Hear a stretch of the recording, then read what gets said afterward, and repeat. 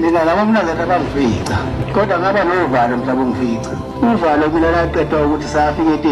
eTehisi ngicabanga ukuthi khona la kufike kuhlolwe khona oShembe ukuthi uShembe ino basebeletha abantu ngama-wheelchair hayi wezwe lana basukuma abantu ubuthaphuthaphu bathi mina nako ukhona uShembe la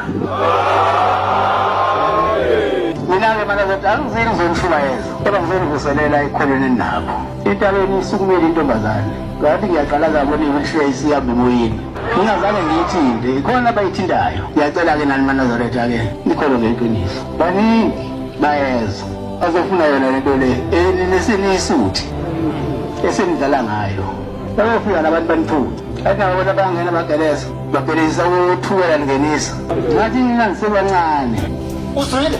nisebancane zaze ndiphendeni nibe bancane futhi yabona ngonyaka ozayo masesiya eKenani mhlawumbe labantu esihamba nabo bebhanqe kabili ngizwa umuntu ethi uphuphe mina ubuyade kuhlatshwa isibhobo othi ngafaka isandla phakathi kuyena la ihlatshwa khona isibhobo ngadonsa into ethize namhlanje siyaphila